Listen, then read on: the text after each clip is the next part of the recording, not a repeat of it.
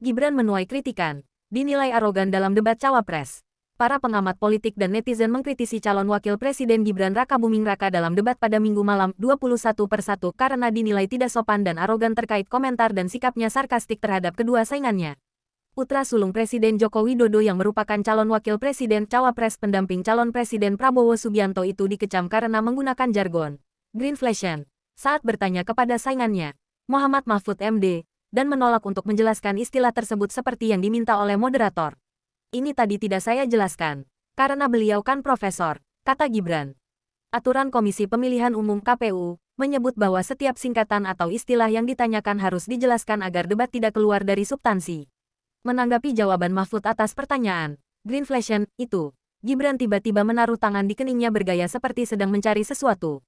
Saya lagi nyari jawabannya Prof. Mahfud. Saya nyari-nyari di mana ini jawabannya kok nggak ketemu jawabannya. Saya tanya masalah inflasi hijau kok malah menjelaskan ekonomi hijau, ucap Gibran. Dalam debat tersebut, Gibran tidak hanya mengolok-olok Mahfud, Menteri Koordinator Politik, Hukum dan Keamanan yang adalah cawapres dari Capres Ganjar Pranowo. Gibran juga tampak mengejek Muhaimin Iskandar, cawapres untuk Capres mantan Gubernur Jakarta Anies Baswedan, saat saingannya yang merupakan Ketua Partai Kebangkitan Bangsa itu sesekali melirik kertas catatan dalam menjawab pertanyaan moderator. Enak banget ya, Gus, ya. Menjawabnya sambil baca catatan tadi, kata Gibran. Sikap Gibran tersebut menuai kritik netizen Indonesia dengan mengatakannya sebagai songong. Kata songong yang artinya arogan atau sombong pun menjadi trending topik di X setelah debat Cawapres terakhir itu yang memfokuskan pada tema pembangunan berkelanjutan dan lingkungan hidup, sumber daya alam dan energi, pangan, agraria, masyarakat adat dan desa. Songong bet lucil, emang negara punya bapak lu, kata pemilik akun X @Ernest Prakasa. Lambene Yamal lewat akun X @Ilham Ibrahim menulis, Gibran di debat ini semakin menegaskan dirinya tidak layak dipilih. Mau memasak malah garing, Gibran membawa debat ini jadi debat recehan. Bener kata Prof. Mahfud, gak ada gunanya dijawab. Sementara Alisa Wahid, anak mantan Presiden Abdurrahman Wahid, juga mengecam sikap Gibran. Menyayangkan sikap Mas Gibran garis bawah tweet malam ini, sedikit jahil berbeda dengan sikap melecehkan orang lain. Dan itu yang tadi ditunjukkan Mas Gibran berulang-ulang kepada kedua kandidat lain. Tulis Alisa. Gibran yang adalah wali kota Solo, maju sebagai cawapres setelah Mahkamah Konstitusi yang saat itu diketuai Anwar Usman yang merupakan pamannya sendiri mengubah persyaratan batas minimum capres-cawapres yang tadinya 40 tahun keboleh di bawah itu asalkan yang bersangkutan pernah menjabat di legislatif atau di daerah. Pengamat politik Universitas Paramadina Ahmad Khairul Umam mengatakan seharusnya Gibran tampil tenang dan menghindari sejumlah gimmick yang tidak perlu dan tidak produktif, karena sebenarnya materi serangannya sudah kena sasaran. Namun karena Gibran lebih memilih melanjutkan gimmick yang kurang simpatik, akhirnya Muhaimin Iskandar dan Mahfud MD kompak menghantam strategi itu dengan judgement pertanyaan receh dan tidak layak untuk dijawab, jelas Umam kepada Benar News pada Senin. Gibran juga kembali menggunakan istilah yang tidak lazim dikenal masyarakat Indonesia saat menyerang Muhaimin dengan pertanyaan terkait lithium ferrophosphate LFP dalam mobil listrik. Ini agak aneh ya, yang sering ngomongin LFP itu tim sesnya tapi cawapresnya nggak paham LFP itu apa, kan aneh. Sering lithium ferrophosphate, Tesla nggak pakai nikel. Ini kan kebohongan publik. Mohon maaf, Tesla itu pakai nikel, Pak, kata Gibran.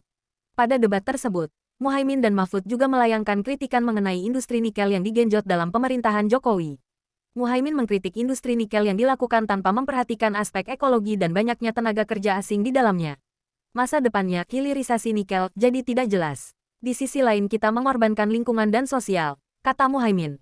Cak Imin, sapaan akrabnya, juga menuding negara memperoleh pemasukan yang minim dari kebijakan hilirisasi nikel. Di sisi yang lain, pemasukan kita dari nikel kita juga sangat kecil. Ini menjadi pertimbangan, dan yang paling parah nikel kita berlebih produknya, sehingga bukan harga tawar yang naik, malah kemudian kita jadi korban kebijakan kita sendiri, katanya. Sementara, Mahfud menyampaikan banyaknya tambang ilegal yang dilindungi oleh aparat dan pejabat. Mencabut IUP izin usaha pertambangan itu sulit, banyak mafianya. Kami telah kirim tim tapi ditolak. Bahkan putusan Mahkamah Agung ditolak. Pertambangan ilegal itu dibackingi aparat dan pejabat, kata Mahfud saat menjawab tanggapan Gibran pencabutan izin tambang ilegal. Dedi Kurniasyah, Direktur Eksekutif Indonesia Political Opinion, sebuah lembaga penelitian politik, mengatakan Gibran banyak gagal menjawab pertanyaan yang diajukan oleh Mahfud dan Muhaimin. Menurut Dedi, kegagalan tersebut membuat Gibran tampil penuh gimmick dalam rangka menutupi kelemahannya. Gibran cenderung menghindari ketidaktahuannya dengan menyerang personal dengan gimmick, bahkan cenderung merendahkan reputasi Mahfud, juga Muhaimin, jelas Dedi kepada Benar News. Dedi mengatakan Gibran juga terkesan tendensius dengan membawa-bawa nama tim sukses Anies dan Muhaimin, Tom Lembong dalam debat.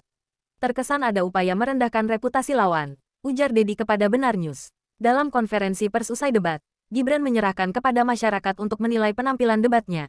Masalah ofensif atau tidak, saya kembalikan kepada penonton. Saya tadi hanya bertukar pikiran, menyampaikan visi misi. Itu saja. Jelasnya, pengamat politik Universitas Al-Azhar Indonesia Ujang Komarudin mengatakan dalam debat tentu setiap kandidat harus saling menghormati dan menghargai satu sama lain. Tetapi di dalam debat juga ada strategi-strategi trik-trik untuk menekan lawan debat. Jadi saya melihatnya kritikan-kritikan kepada Gibran yaitu masukan. Tetapi dalam konteks debat apapun bisa dilakukan, termasuk dengan gimmick, katanya kepada Benar News. Oleh karena itu siapapun termasuk Mahfud dan Cak Imin tidak harus merasa direndahkan. Intinya mereka sama-sama cawapres. Sama-sama harus saling menghargai satu sama lain. Yang tua menghargai yang muda menghargai yang tua, ujar Ujang.